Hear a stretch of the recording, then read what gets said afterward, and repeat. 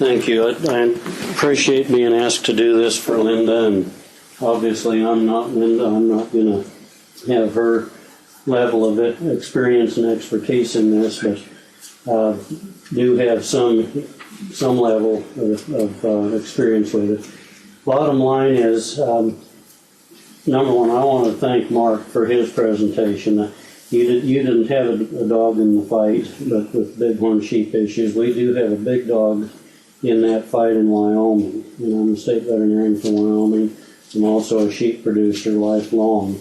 And even though I don't run sheep on the Forest Service, a big part of my job actually is dealing with the Forest Service and the BLM and Wyoming Game and Fish Department and others. So I'm trying to make the bighorn sheep, domestic sheep issues work in Wyoming. So I really appreciate Mark's comments on that. So we'll launch into this. I guess I've got the advantage of kind of going third or fourth after all the speakers this morning. And if you were in on the plenary session this morning with John Clifford and the others that spoke, much of what they talked about is actually covered in this, and so some of the slides I will be able to kind of slip over, and actually Mark talked a little bit about hazards and risks and that kind of stuff, so we can kind of skip over some of that as well. But the bottom line is, for preparation, what are we going to talk about? The what, why, how, and when do we need to prepare and be able to respond? This is a direct quote from the USDA Foreign Animal Disease Framework Roles and Coordination on their preparedness plan. And I'm not going to read that to you. You can read it yourself. But bottom line is that this is, there's a good reason for preparing. And I'll just ad-lib just a little bit. No matter how much we prepare, we could still be very well surprised. And I think you'll hear, as I go through this, that we can't fool ourselves into thinking that we're already as prepared as we need to be, because I don't think we can ever be as prepared as we really need to be. And the key thing on this one is the cooperation. All of us, producers, government, both state and federal, and the allied industries have to cooperate on a plan and on a response. And they also have to cooperate in the exercising and development of the plans. So what do we prepare for? Well, obviously adverse events, man-made disease issues. This is a picture of foot and mouth disease in a sheep, a lot of times very subtle. This is actually Listeria foodborne culture plates. Obviously this one's a flood. Another one that didn't show up on the screen on purpose, but I'm going to mention it, is animal welfare issues, inhumane treatment, and probably the most specific example of that I can give is with some of the ethnic slaughter, where sheep or goats maybe are not actually rendered unconscious or not dead before they're skinned. So these are things that could turn into big events and hazards for the sheep industry. So adverse events that may or may not have a warning, they may be small, manageable things. They may be great, big, unmanageable or emergency types of situations, or more likely something in between. Some of these things may be short-acting that we can control within a matter of hours or days, depending on what it is. Some of them may have very long-term impacts, so we have to be prepared in order to reduce the losses and ensure a more rapid recovery. You can see the same slide but with a little different picture. And I told Linda when I spoke with her yesterday about this, that wolf is a hazard to me. Her intent was that it was going to go from a lamb to a sheep, or to a wolf in sheep's clothing. I'll get it right one of these times. But the reality is, in much of the West, we have big problems with this critter, so it is a a hazard in our industry. And that's all I'm going to say. I'm going to be like Forrest Gump.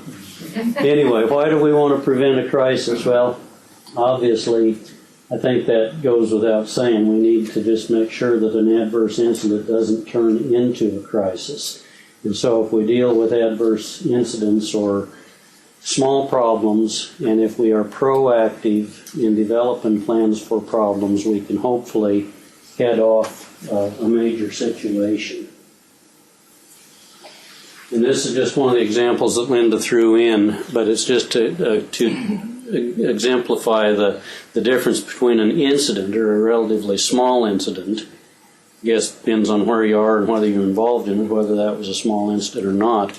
But compare it to a crisis situation here with high-path avian influenza in the United States last year. And you can tell by looking at the figures and the cost of the outbreak in the United States, the difference in the magnitude and the expanse and how many people were affected and how many animals were affected, what that difference actually is. ASI does have an incident management plan. We have had, Paul, for 5 years probably. We would intend to use the incident management system in the NIAHMS, as do all of the federal and state agencies, basically to allow for a coordinated response. And I'll say it here, but I'll probably say it again. Responses and planning, all of that kind of stuff, even though we're talking about it here today at a national meeting, the response and the planning and the exercising, number one, starts at the local level, because that's where a disease or an incident is going to be identified, is at the local level, at the producer level, at the veterinary practitioner level, and at the industry level. And then, depending on whether it becomes a crisis situation or not, may elevate to even to the state or federal levels. So these are all parts of the ASI management plan. But again, and I'm not going to read through all of these things, but the main thing we need to do is to mitigate the hazards. Number one, we got to identify those hazards and then mitigate them if it's possible to do it. But again, preparedness and providing rapid communications are big parts of the ASI plan. And Mark really talked about this, so I'm not going to go into it any further. It's pretty self-explanatory. But again, what comes to my mind when I see a lot of this is being proactive will help us to not maybe have to be as reactive. We can be proactive on minimizing the hazards. Obviously, when we have an outbreak of something, we're going to have to react. But the magnitude of that reaction will be dependent on how much proactivity has been put into it ahead of time. So, again, this is more of the ASI incident management plan, and I'm not going to read down through all of those. I can remember, and I don't know exactly when it was, but probably 10 or maybe 15 years ago, we had a meeting, I think, NIAA in Chicago, and I had been asked to talk about business continuity for the sheep industry. And as I thought back on that this morning, very little has really changed as far as what still are the relevant issues. I hope that we have become somewhat more prepared, but the bottom line is we're still not to the point that I think we need to be in the sheep industry or any facets really of the livestock industry. But among the things that we need to do is to help prevent consumer panic and maintain confidence in our markets. And depending on what type of an incident we're talking about, that can be a real challenge. The sheep industry faced that with the BSE situation. What was it, 95, 96? 88, and then 96. Yes, 96. 98. I can remember that one real well. But again, and we'll get to this a little bit later on, a couple of examples. But foot and mouth disease even though sheep may not be the biggest hit industry if that disease occurs, it still is going to be an industry that's going to be very much affected. And we'll talk a little bit more about that. Again, this is just more of the, sorry for keep walking in front of you there, Mark. More of the ASI management plans, types of things that need to be looked at. And again, I'll come back to identifying the potential hazards and making plans to deal with those things. This is just more of the ASI plan. Exercising and improving the plan on a frequent basis. You can't develop a plan, try to risk mitigate, and expect that you've accomplished the deed and you can just walk away and go home. This always has to be an ongoing effort, both with the producers, the industry, and the government. So again, I think Mark kind of touched on some of this stuff also, but management is the identification, the assessment, the prioritization of the hazards, and the mitigation is your effort that follows that to reduce the extent of exposure to a hazard and to reduce the likelihood of an occurrence.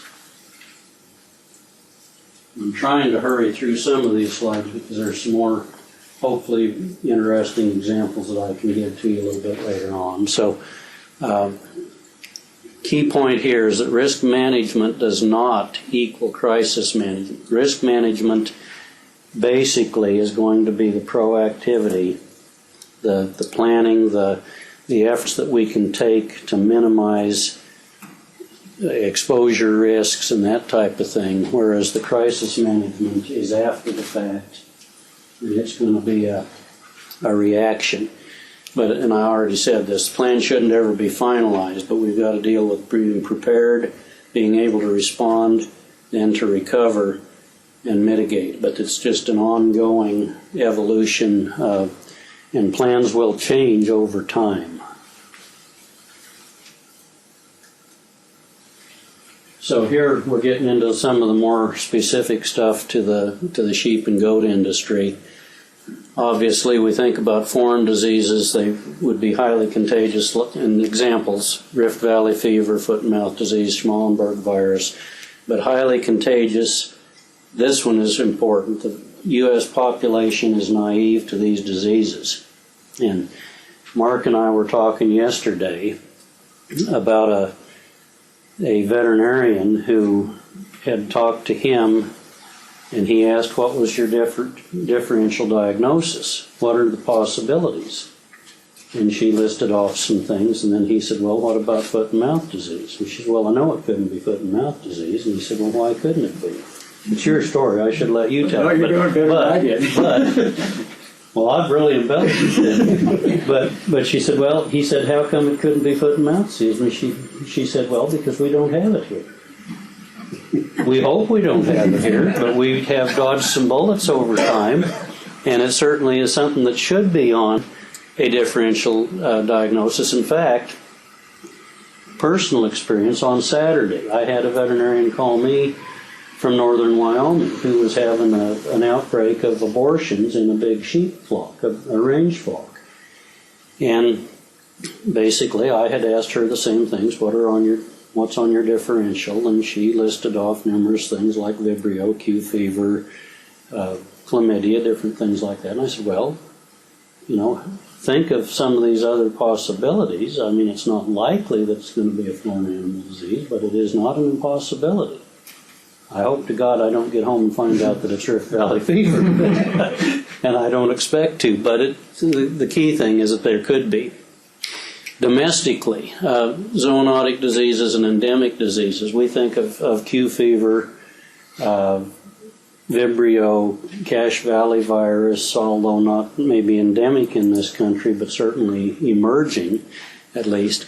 So there are a lot of things that we could fight in this country. Q fever is endemic. Johne's is becoming endemic, I think, across the country. We do occasionally see atypical scrapie, and it scares you when you find it because you don't want to have to quarantine and go through all of those hoops. But it is part of our surveillance system that we're dealing with. So these are just some examples of some diseases that we could deal with. And when we talk about foot and mouth disease, if you as a practitioner or as a sheep producer saw these things in this country, and there are other lesions kind of right in here, but you probably are not first going to think that this is foot and mouth disease, because in sheep and goats this disease is very subtle typically. May show some other things. I think on the next slide there's a picture of a hoof. And if you saw this as a practitioner in the middle of Wyoming, are you first going to think about foot and mouth disease? Probably not. And as a producer, you see those things, it's going to be subtle enough, are you even going to call the vet? And the likelihood of you calling the vet is probably pretty darn slim, unless you've got 20 of them that are showing this same thing, right, TR? So,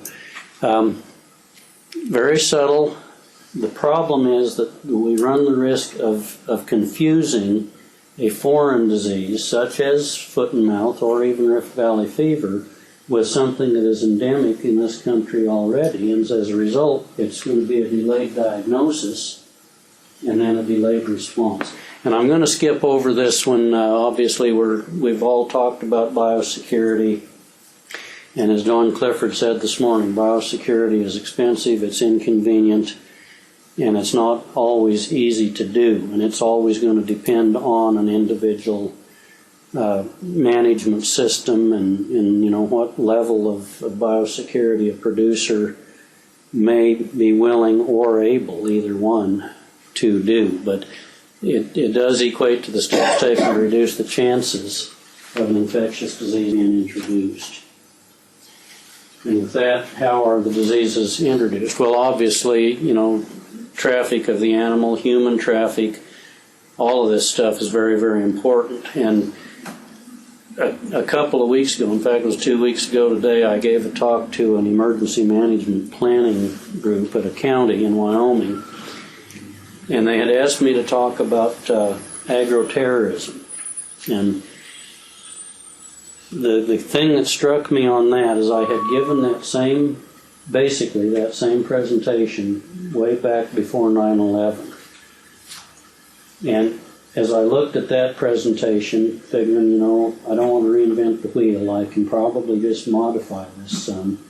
I didn't have to do much modifying, because the questions, the risks, the planning, all of the things that went into that, even back in 2000, really were not that much different today as far as the risks and the things that we need to look out for. So deliberate introductions or even accidental, and they talked a little bit about that this morning.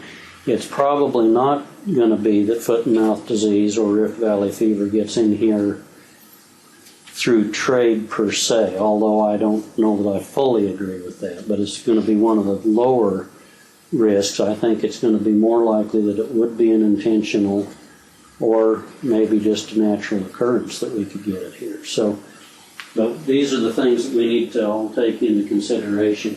And again, I'll slip over this one pretty fast, but bottom line on this is that the swine and the poultry industries, as was discussed earlier this morning, thought that they had good biosecurity until the avian influenza outbreak and then the PEDV and the coronavirus outbreaks fairly recently. I'm going to spend a little bit of time on these next two slides. I'm not going to read all of them to you. You can read them, but I think the key thing that this shows, and obviously this is from 2011, the next slide is going to be from 2001, but both these NAHMS studies showed that really most sheep producers and goat producers do not institute a quarantine on animals that they bring into their flocks, onto their premises. So 29.9% of them implement in the quarantine, and we don't really have an assessment of how successful or how strict that quarantine might have been, but it brings into the equation that the operations that brought in, by and large, did not implement much biosecurity. And I personally don't think that is much different even today in 2016 than it was 5 years ago. This really shows the same basic thing, is that over 50% of the operations reported nose-to-nose contact at sales, shows, different things like that. And as a sheep producer, and over the years I have shown sheep, I've hauled sheep to a lot of places. As a practitioner, I've been on a lot of places with sheep or cattle or horses, and I will readily admit that I haven't always done my best job of biosecurity. And one thing that we run into in Wyoming when we talk to veterinarians and we talk to producers and we talk to brand inspectors about the different things that they ought to be doing, and the first question, or the first, not question, but the first statement they come back to me with is that simply isn't practical. Well, and it may not be, but I think, again, as I believe it was John Clifford said this morning, again, it's going to be expensive, it's going to be a pain in the neck to do, but if we don't do some of these things, if we don't take some precautions to head some of these things off, we could end up with a big problem. So, and I guess part of, if I remember the slide this morning that they had, I think they had actually that slide. And of course, you can put up the sign, but if you don't do some other things to try to mitigate some risks, that sign isn't going to do any good. I can't say that I'm a proponent of putting the gate up on every premises. It would be a pain in the neck on mine to have to get out and open 2 gates every time I went in and out, and I'm not going to do that. But I am going to take whatever precautions I can. But again, look at all of these possible things that can have an effect on bringing an agent into or onto a premises. I think the key thing on this slide is how good is our biosecurity, and most of the remainder slides are just to try to plant that seed. And it's not really to plant a seed of doubt, it's just to plant a seed of desire to get better prepared, I guess. But how prepared would we be if foot and mouth disease was to be introduced into the United States? Number one, regardless of which sector it was in, whether it was sheep and goats, or if it was in swine, or the beef or dairy industries, my fear is that it would be, number one, probably not recognized quickly, not reported as quickly by the owners. Our private practitioners, we would hope, would report signs, but that doesn't always happen. And we could be looking at 2 or 3 weeks down the road before something like this actually got reported. And by then, it's got to jump on us to the point that it's going to be really difficult to get it stamped out. So I'm going to switch. Am I okay on time, Paul? 5 minutes, maybe? Okay, I'll hurry. Going back to foreign animal diseases, and I just want to kind of equate some of this to some of the things that we might see just with endemic diseases. But Rift Valley fever, and there's quite a few slides on this one, and I'll talk little bits about and go to the next one so you can see what we're talking about. But this is a disease that in the areas of the world where it occurs, it kind of goes on a cycle of 5 to 15 years, and they'll have a heck of an outbreak. Animals get it, some will recover, some will live through it, and develop some immunity. Then they'll go a while without having any problem, and they'll end up with another naive population years down the road, and it hits again. Rift Valley fever can also affect humans. And I've already talked about that, but it normally occurs after heavy rainfalls, and it appears in late summer, or peaks in late summer. Mosquitoes in the United States could pose as vector, because we do have that Aedes mosquito. So this can happen by direct contact, or by aerosol, or by the bites of the mosquito. Aborted fetuses are a big route of transmission of this virus. So in humans, there isn't a person-to-person transmission, but the humans can develop a viremia enough that it is able to be picked up by the mosquito and then subsequently transmitted to other animals. It's mainly a disease of sheep, and as you can see here, the fetal abortion rate can approach 100%, but the mortality rate, even in older sheep, is pretty high, and up to 100% in lambs. And I'll just give you a minute to look at this slide, and then I'll go to the next one. But in Kenya, back in 2007 in November, they had an outbreak in people, and key things, over 300 deaths, over 1,000 cases, and it had gone to 2 other countries following the Kenyan outbreak. Now that ewe could be one right out of my flock, registered and purebred Columbias, retained placenta. Of course, my ewes don't get retained placenta. But if you looked at that as a sheep owner in this country or as a veterinarian in this country, is your first thought going to be Rift Valley fever? I doubt it. It might be chlamydia, it might be Vibrio, it might be Q fever, it might just be something that happens. And when that happens, especially if it was in concurrence with an abortion, as a sheep producer, are you first going to call your veterinarian when you see one abortion? Or maybe 2 or maybe 3, depending on the size of your flock? Probably not. So again, we're going to have delayed reporting and delayed response. And that disease looks so much like some of our endemic diseases that it could be a real problem. Another hazard domestically, just an enzootic disease, is Johne's, and I think that Johne's has spread across this country. I think if we were doing routine surveillance for this disease in sheep and goat populations, it would probably show up a lot more than what we're even aware. And of course, Linda put in here the possible relationship to Crohn's disease. We don't know that for a fact, but if this was, if it's ever found to be, if it's verified that Johne's has that human disease connection, is our industry ready to deal with the market implications of that?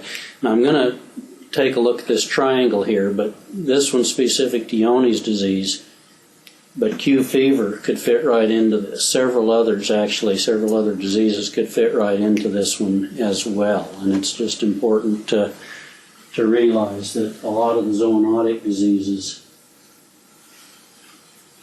could be a problem, and I've already talked about that. This is just an elementary tract from a sheep with Johne's disease. So, yeah, I don't know where she finds these things, but anyway, when do we prepare? Now and continuously.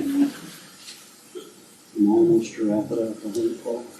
And again, we need to, I think this picture was already up here, but we need to be very, very vigilant in our industry and in our sheep and goat sector to try to head these things off before they actually happen.